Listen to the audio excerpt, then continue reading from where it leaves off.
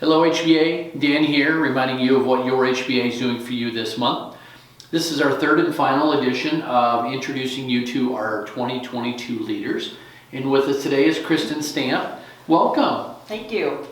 Happy to be here. Well, we're glad to have you here, and thanks for volunteering to lead the Professional Women in Building. That's a huge undertaking. Yeah, thank you. My pleasure. I've been involved with it now. Is this our fourth year? It is, I believe. yeah. So it's been fun getting that up and running and off the ground, and we have a lot of things going on. We just continue to get the word out about girls, with our Girls in Construction Camp and our scholarships and our fundraisers. We did really well this past year with that, so we're able to continue to hand out scholarships to girls interested in the field, whether it's engineering or architecture, or there's so many different avenues for them. So and you did an awesome job of raising money. You're planning to give away 3 scholarships this year, is that correct? 5, I think. Oh my God! Yeah, we did wow. 5. We did 3 last year, and we raised some. We did like over $12,000 this year, so we're gonna hand out, I believe, 5 this year. So anybody that's interested, they've got a kid that they think should be applying. If they direct them to us, we'll direct them to you. Where Correct. do you want them to go?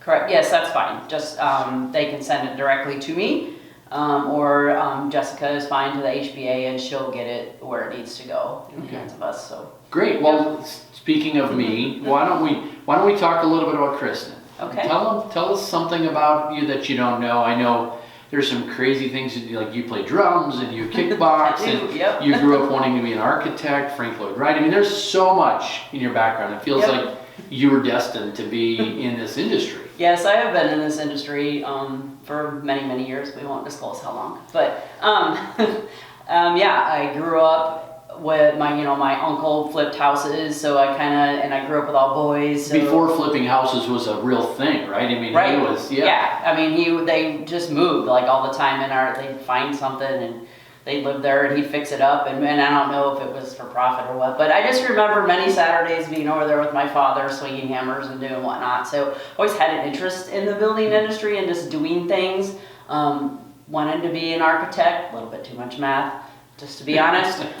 So I got into interior design, and then not obviously, but I've worked at all, the box stores, and just kind of slowly navigated and found my niche as the cabinet nerd specialist. And that's kind of how that all happened, and been doing that now for about 30 some years. Just kind of became my niche and my specialty, and so that's how that all happened. Well, you just had a pretty big change, speaking about being a cabinet specialist, right? Tell us about your new career change. A lot of people may not know. Right, so I did retail sales in cabinetry for a good 30 years. Decided to retire from that and switch gears, and now I'm on the other side where I'm doing sales and consulting. And so meeting with people that were like me in the design and sales industry and helping them, basically, dumping on my knowledge that I've learned over the last 30 years to them, to the next generation, and helping them become better salespeople and better designers and so forth. So it's been a great change, a lot of travel, but I really enjoy meeting new people and training them and just kind of helping them with the process, because there's so much to it.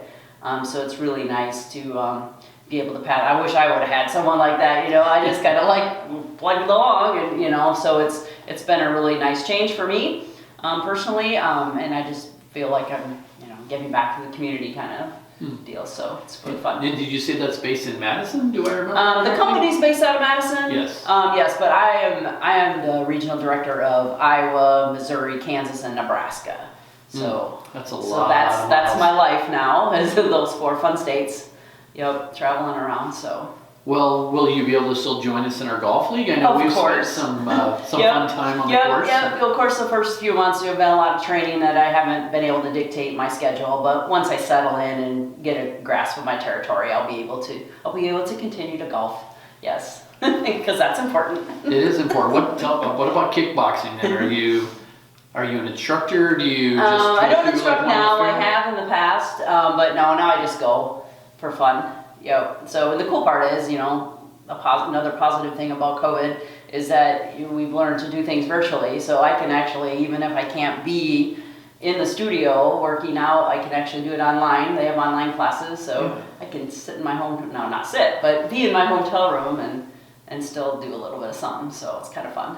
Well, you can do that in the hotel. You're not going to play the drums. What's this about drums? No, I can't play my drums, so I play my worship band at church. Every about third week we kind of rotate around, so it's really fun. Just kind of helps keep me going. I mean, I've been playing drums since I was 8, so it's just kind of part of me. It's always just been a part of me. So I've been in bands and done all kinds of crazy stuff, played state fair, whatever, traveled around a little bit. Nothing famous, but nonetheless, it's been really fun. So it's the way that I can still stay active in that and keep music going without being too committed. So if anybody wanted to see you live in action, where's your church? I go to the Bridge in Johnston, which is just right up over here, and they do actually have a live stream. So if you want to pop on a Sunday, you don't actually want to come, you can actually watch us.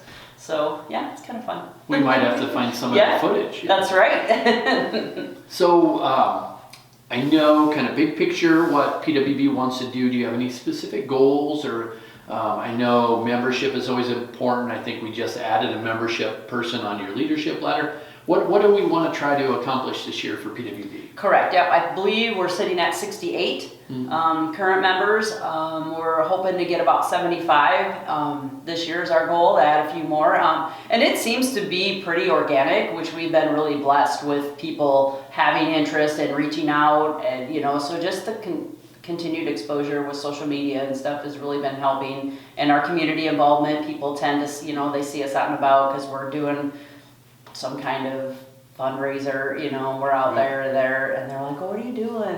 And, funny story, Kate Arndt's parents go to church with me. Okay. And we did a habitat build a few weeks ago, and they happened to be there, and I didn't know who they were, they didn't know who I was, right? And we're talking, and she's like, oh, well, my daughter does this HBA thing. But she didn't call it HBA. She was just saying that she's in this community trying to get girls in business, and she started talking, and then we put two and two together and realized who each other were. But it was really funny because that awareness was even in something that really wasn't connected with PWB, HBA. I mean, it was still in the industry, obviously, but so it was kind of fun to see that go full circle just in passing with somebody on the street, So interesting. Yeah, it was kind of fun. And then you're going to change your meetings, the frequency of your meetings, or am I getting this correct for PWB this year? You're going to do quarterly events instead, or correct? Tell us kind of an overview of the structure of what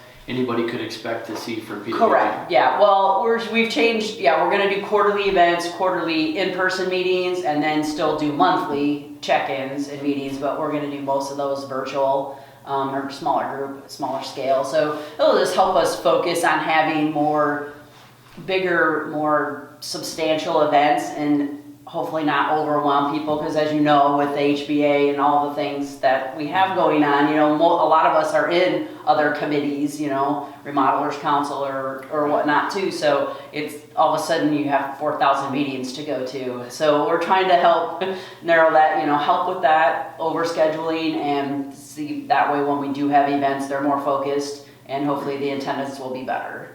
Great. So, maybe not 4,000 meetings, but no. we do have a lot, so we're conscious of that. Well, thank you. We appreciate you sharing a little bit today. Any of you that would like to know more about the Professional Women in Building, learn more about Kristin herself, feel free to reach out. You can reach out to her directly. You can reach out through the office. Upcoming events for the HBA. HBA members, between the weather and recent COVID outbreak here around the metro, we've had a couple of changes. So our after hours, depending on when you're watching this, you may be too late, but our after hours on the 3rd is now at Royal Flooring instead of where it was previously scheduled. So make sure that if you're going to show up, go to Royal Flooring. The holiday party, as you know, with the big 14 inches of snow we got, was postponed. It's rescheduled for the 18th. We'd love to see you all there. If you weren't able to make it before and you can now, we need you to RSVP. If you were able to show up before and you cannot now, we need you to call our office so that way we know. Home remodeling show is right around the corner, so we're really getting excited about it. Remember, it's in March this year. And while we're talking about bad weather, let's look forward to something. So the golf league and the spring golf outing are right around the corner. In this issue, you can see places to sign up for both of those. So reach out to us and let us know if you'd like to join. Our legislative session is now just in full swing. So if you haven't been around, you haven't been paying attention, watch your emails, because when we need help, we need help. We also have our Hill visits coming on the 23rd. So if you can join us and you want to talk to our state legislators, please let us know that you're going to join us. We've been really pushing to do business with a member this year, and part of that is being active and being engaged. So we're looking for you all to join a committee, join a council. And as long as we're talking about joining, next month we're going to introduce you to the new member that's joining our team. For those of you that don't know, Melissa left and is running the Ankeny Chamber. We wish her all the best, but we're also excited to take that next step here in our team, and you'll get to meet her next month. Thanks everybody, have a great month.